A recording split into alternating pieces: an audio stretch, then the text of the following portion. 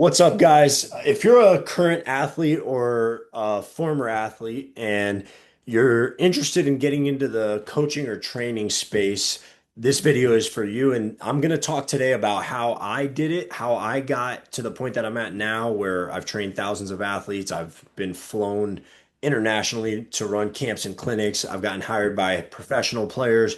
And the dreams that I had when I realized I wasn't going to play professional basketball, I knew I wanted to start coaching and training athletes. And some of the dreams that I had back then have now come true, which is, fun to think about. And of course, the goalpost keeps moving. So now I have different goals and dreams, but at least this video should give you an idea of how I started and maybe may spark some ideas for you of how you could get your coaching and training journey begun. So, or maybe you've already begun. Maybe this is going to give you some other ideas of how to keep growing or where to, give you some direction. So, the way that I actually started when I was in high school, I got cut from the basketball team my freshman year, and then I got obsessed with training. And so I just started, training myself.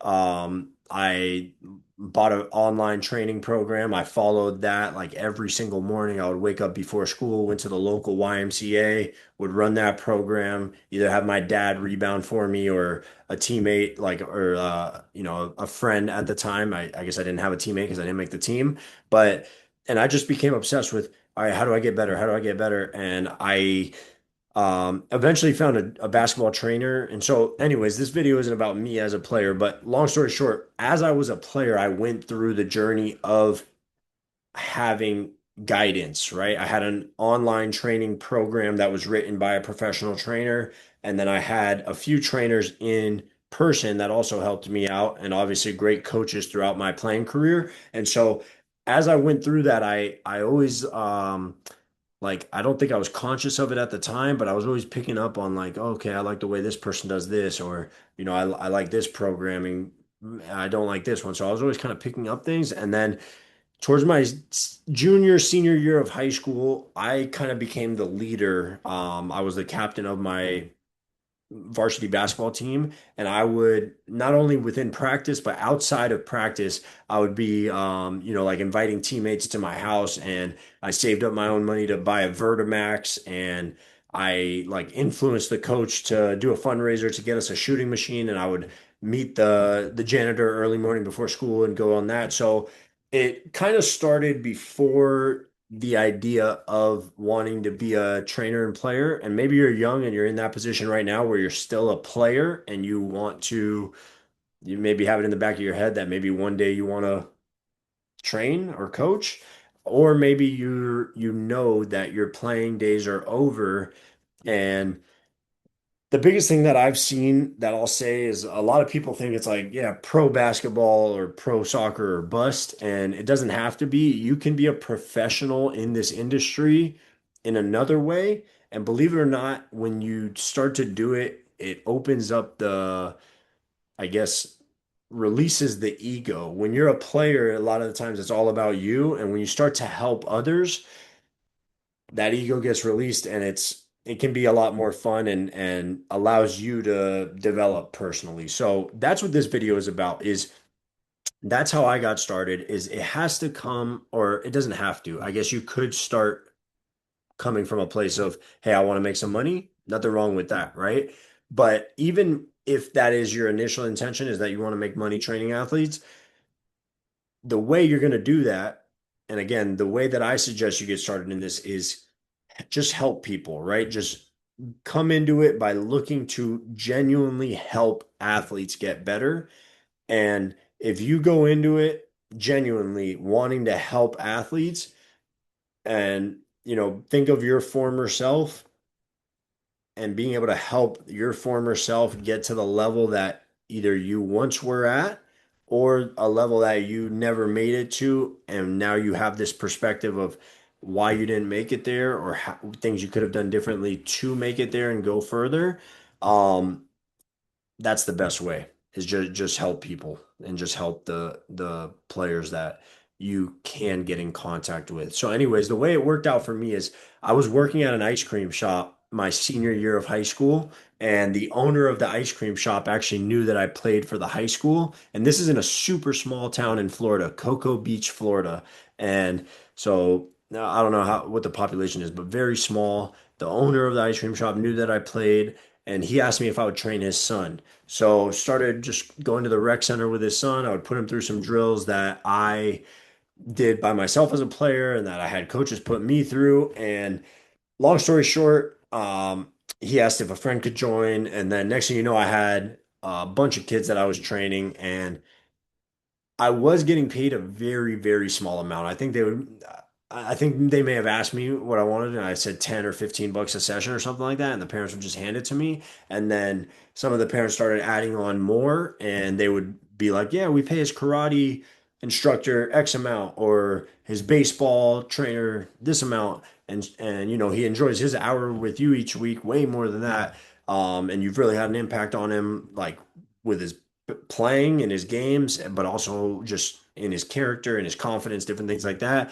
And I was like, whoa, okay. And so I started making more money training players on the side, just kind of doing it for fun because I enjoyed it. And, I got more obsessed with their development than I ever had my own. And I kept like every night, so I would train them, and then I would go look up YouTube videos, how to get basketball players better. I was getting on calls with some of the better trainers in the industry and just asking them, hey, how do you do this? How do you do this? And I was just obsessed with how do I get these athletes that I had. And I only had like 5 to 10 at the time, but then it quickly went to 20. And long story short, um, yeah, I was really just trying to help them. And I did that, and then the money came, and I had no idea what I was doing on the business side, and that lasted way longer than it should have. I ended up figuring out the business side, but the uh the initial start, I remember turning money away, like telling parents and players like, "Oh no, you don't got to pay me. It's all good. Like I'm just doing this. I like to help you." And looking back on that, if somebody's offering you money, you should take it, right? You're clearly providing value to them if they're willing to literally offer the money out. But yeah, so that is. Um, I think there's something else I wanted to mention in this video. Helping athletes.